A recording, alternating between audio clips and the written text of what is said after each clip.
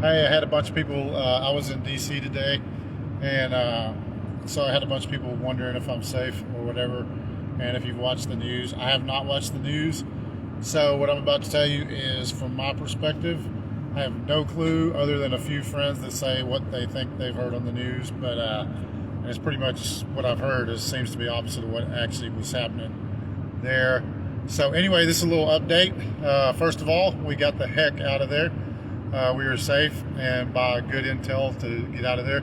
I got there at 4 a.m. I'm obviously, I love history and I love things that are epic. And so the reason that I went up there, I had no plans to really, other than a couple of days ago. I just got a whim, which is pretty much how I live most of my life. And I was like, you know what, it's going to be history one way or another. So I want to just be a part of it. So I want to just see what goes down, you know? And so, anyway, got up there, 4 a.m. we got up, left the hotel, went out. There's crowds for, I don't know, probably 2 hours. And excuse me if I'm looking off, I'm driving down the interstate right now. Don't get onto me for that. Uh, this is the first time. I had no capacity today to do any live streams from the place. Maybe some people did, I did not. I tried to upload even just a picture. It would take, 5, 10, 15 minutes one time just for one picture.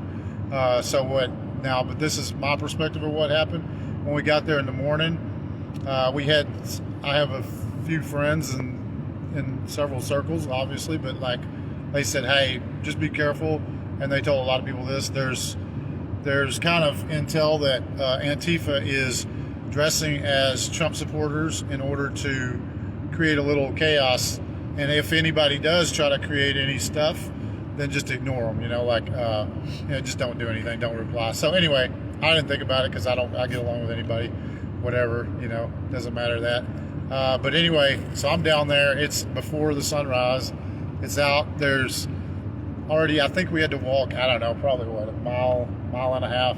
About a mile and a half. Yeah. Mile and a half through the line early in the morning, like way hours and hours before they even opened the gates. And so as we're standing there, obviously for hours in the freezing cold, and then suddenly this guy walks up and he's all like just F-bombing Trump, just kind of like to himself, he wasn't really just like, oh, F Trump, F dictator, blah, blah, blah. Just F, just like a, angry old guy, whatever kind of thing. So I didn't think about it other than the fact of like, why the heck are you going to stand in line for 2 hours to see somebody who you think is, what you just said. So anyway, about 10 minutes later, this is my eyewitness account. Like I say, I have not watched any news. This is what I saw with my own eyes. So whatever else you think you saw or heard, I don't know what they've said. I haven't looked. I haven't had time. I left that place. I got here. I got on the car, and so I headed to a hotel. But it was basically this: the guy, all of a sudden, his two friends came over, and they both had Antifa. I mean, they both had Trump signs, hats, all the swag, and then they handed it to him. And so I was like, that little dude, man. So he put it on, he put on his little gear and his stuff. It's just like all three of them, and then they started moving on a little bit through the crowd. So it's kind of validated, and that was just from there. Now, I don't think anyone, Democrats or anybody, I don't know who supports or likes or whatever Antifa. I see they've been nothing good in this planet. But anyway, this is just my personal story. So here we are. There's literally from site to site, as far as you can see, people came from everywhere, every state, everywhere you can imagine, even from other countries. There was tons and tons of Asians, tons of Hispanic and Black, Indian, like all over, everybody. Anyway, it was just like, in a general sense, it was pretty much kind of a family sort of middle class, middle-aged sort of crowd, I guess you'd say. It wasn't an old crowd. There was a lot of younger and a lot of college kids too. But then I saw this guy with horns, and I don't know, he just kind of creeped me out but he was again just like this rogue sort of weird dude, running around with these big horns on. So anyway, Now, what's different about me is we didn't stay in one place. I went everywhere in the whole facility, from right at the fence where Donald Trump and the people spoke, all the way to the very back of the entire place at the Washington Monument, and then all the way around to the sides and to the back. And I was meeting people, and all my friends are all friendly with people. So, and I had a lot of friends there too that I just randomly see or meet. So, anyway, we were just kind of hanging out. It was just kind of a spectacle, you know, like it was just a spectacle. Anyway, about that time, it was interesting because my other friend who was from Florida en route to LA, he said when Donald Trump was speaking, he's like, man, it seems like he's lost his fire, you know? He goes, like he's lost his fight a little bit. So it was a very docile speech, probably the most docile thing I've heard. It was just kind of like that. It wasn't even it was more like, this is my one chance to show some evidence to some people who probably haven't heard it. So I'm going to say what some of that evidence is, and that's it. That was what basically the impetus of the speech was. And then that was it. He closed it out really shortly, and that was it. So then everybody starts heading down to the Capitol, and it was kind of like non-eventful in that regard. It was just kind of like they're going down to the Capitol. Now, I will say this is kind of just rude or mean or whoever did this or made this choice, and that's I don't know if it's the mayor or whoever, but literally, so here's hundreds and hundreds and hundreds and hundreds of thousands of people. Anybody who says any different was not there. Because I have pictures, and it's as far as the eye can see. But anyway, when we're going down there, the mayor, whoever it was, somebody refused to let food trucks, refused to let restaurants, any businesses, nothing would be open. So basically, there was no way to get water. So hundreds of thousands of people with no water, no capacity to do anything. And if you actually went through the security, then you couldn't take water through security. So I already knew, like, there's no place to use the restroom, probably, unless you get inside the security. They have the little toilet things. They got a few of them. So I didn't drink a lot of water. And so by the time 9 or 5, I don't know, 5, 6, 7, 8, 9, 10, 11, 12, 1, 2, 9 hours later, standing in the freaking freezing cold, we start walking over there. We see finally a little block off, there's some food trucks. And so we see some food trucks. So my other friend, he's up there at the front. He goes up. He's at the very front, and he calls me. He's like, hey, man, there's some Antifa people right here. And he was literally by the door. And so here's the two weird things about this. And because I'd already seen now multiple people who obviously, if you listen to their dialogue, which I'm a listener, that's why I can read people really well, because I listen when they don't know I'm listening. But that obviously what they had said was true, but they weren't causing any trouble. As you go to the Capitol, there is a pile of bricks, which is obviously, if you've seen any of these city riots, it's a signature. Somebody delivers a pile of bricks. So for whatever reason, in the Capitol Police, there's a pile of bricks over there by the Capitol. There's very little police. Now you would think with this highly, all the news talking about how all these mean people and blah blah blah, that they would actually put some police there. And so there was very little police to be this magnitude. I mean, think about whoever, U2 times 3, Super Bowl times 4, or whatever it is, that type of a crowd, and very little police. And so I saw these pictures floating around of the front steps with all these guys in the military. Totally false. That was not there. And so I don't know where that picture came from. It was not this. So anyway, about that time then, that's when the tear gas, we're waiting in line over here to get some dang food because I was starving to death and we thought we were going to die. My bones were aching. Everything within my body was aching. And we thought we are going to die if we don't get some food. This is the first food we've seen anywhere. So anyway, about that time, my friend there, they go, boom, they start flooding in. And but I can tell you this, those guys on the front line, the ones that are going to the steps, those were Antifa, period. In fact, my friend was standing there, and I'm over here. they got the soon as these pops go off, then I know, something's going down. And interestingly enough, it was inside what was going on, and we didn't correlate it, but because we couldn't hear it, it wasn't a live feed out there. But it was basically when the rejectors came on. So it's probably one of the most, as a production person who puts on elaborate productions, and everything was in cue. It was boom. As soon as they did the rejection, they did this. As soon as they did the pops, they did the tear gas, they did the push. And this is what was weird to me, because I'm a documentarian, so I'm absorbing what all's going on. But like,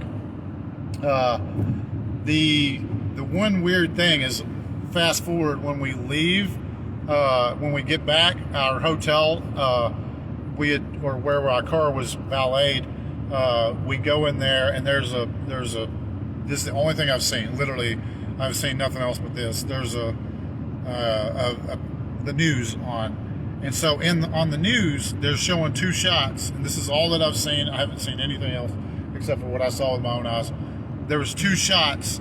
One of them was the tear gas, boom, and then the other one was from inside of the Capitol building.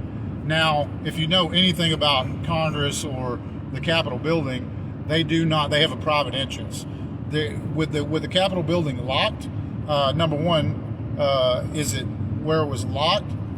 There was, and if you notice the shot, because I'm a production person, it was a blurry shot, and so there was literally no purpose for that camera, none whatsoever in a production setting. There's no news to be done there. There's no interviews to be done there. There's no Congress in that hall. There is no purpose whatsoever for that camera to be there. So my question is just as from a production perspective, how did that was one of the key shots out of this whole thing. And so I don't know. I am not a conspiracy theorist person. I just like to enjoy life. I don't really care if, whoever you voted for, whatever, I don't care. That's up to you. I got friends of every shade, color, type, whatever it is. But like the perfection of the organization and the structure of how it went, boom, boom, boom, boom, boom. It was too perfect. And it was a production. It was not a fabricate. I can tell you the crowd, that we circled the crowd all day, met people. There was no animosity. People were having a good time. It was really cold. By the time we got to the Capitol, people were so weak and cold. There was not a lot of fight about anything there. And so anyway, this is my 2 cents. I got a call from someone Intel, and basically he said, get the F out of here right now. They're bringing in more people. And it was not, so Pelosi evidently called to the Pentagon, and they rejected her call because they already knew it wasn't, the threat was not what the threat was supposed to be. Well, about that time, as soon as that come, then the police, the horse police, this police, this police, this police, this police. So all these police suddenly appear after the things go off. So tear gas, boom, boom, boom, boom. And then the police finally decide to, oh wait, by the way, we have this huge, really critical protest down there. So anyway, but it was like I don't know, it was really strange, and everyone there, to me, experienced the same thing. Of all the people that and everybody that I met and saw and told, it was very different. So the couple of people that I've heard, I got undated with messages. I haven't returned them, that's why. But the messages, you okay, this and that, oh no, they're doing this or this, all the stuff that they're talking about, how, oh, the Trump supporters are going crazy, they're taking over, that did not happen. That did not happen the way it said. I was there. And so anyway, for what it's worth, I know I don't care. Like, honestly, I don't really care if somebody believes me or doesn't believe me.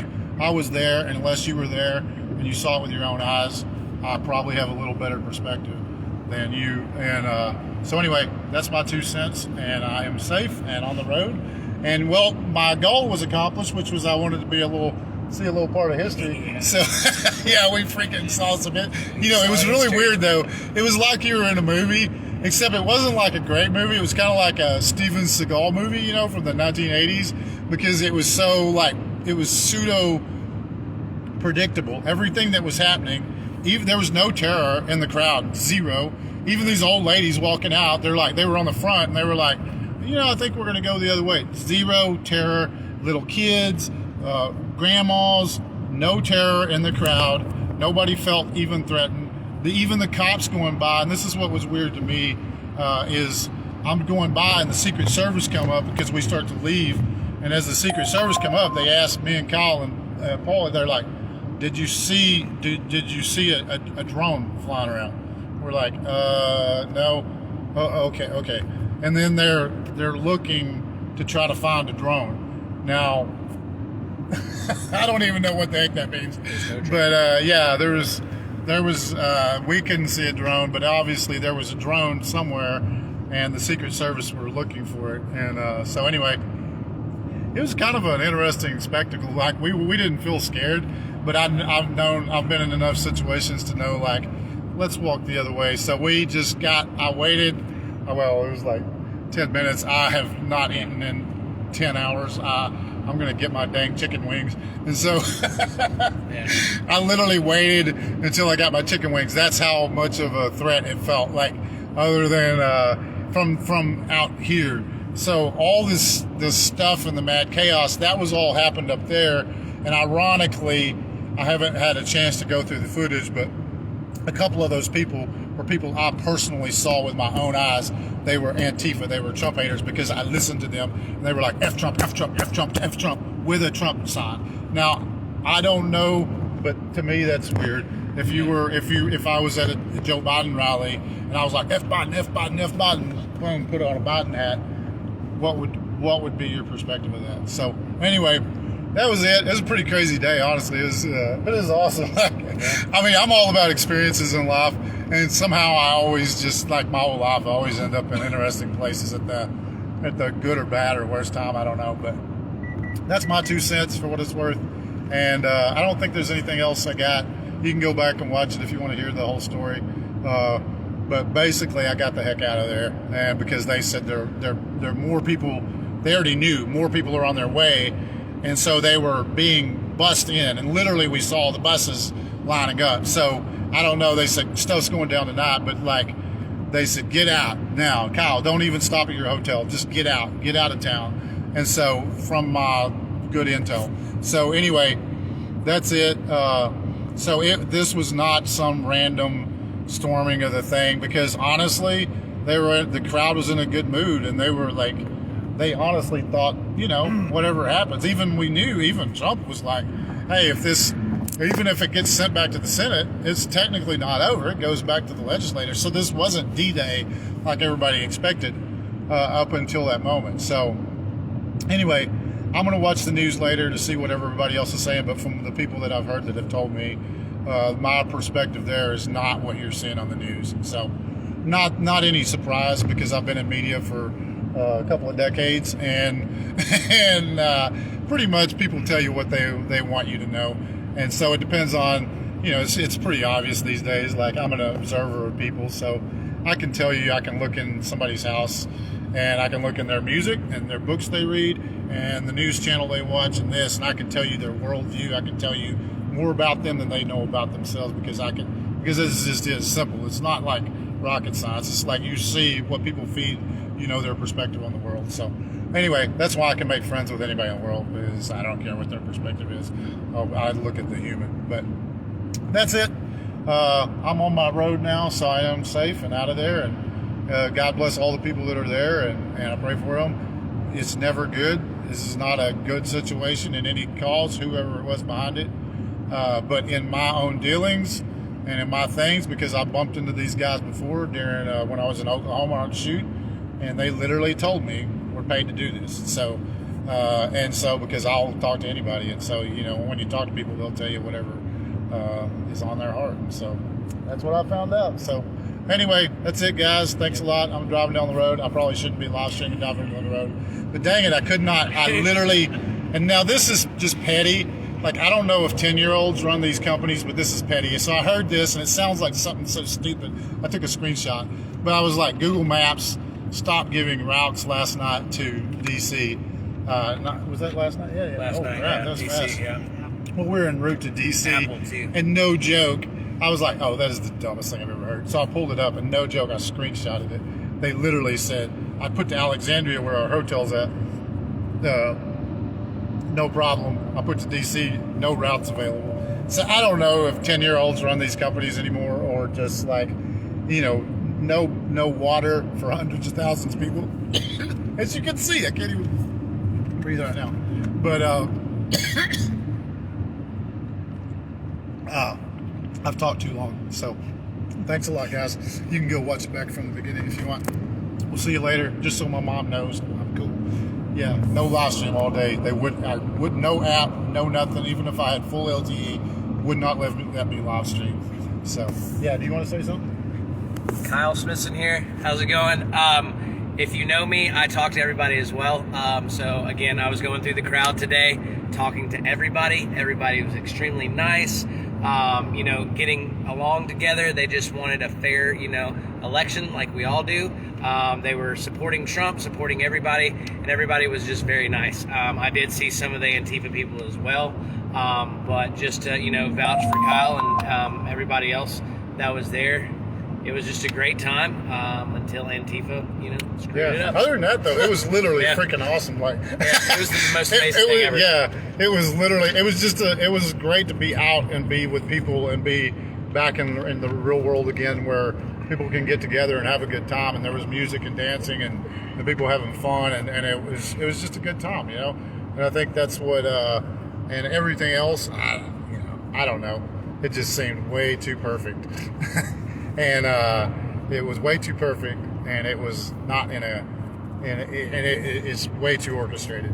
I don't believe one freaking word of it, honestly, because I saw it. I saw these people myself. So, and I don't jump on conspiracy crap. I don't even like talking about politics at all.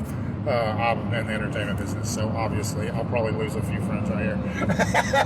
But hey, I've got 400 more in queue, so if somebody will release me as a friend, then I'll just replace you real quick. Bing, bing, bing. But yeah, because I've already reached my 5,000 cap.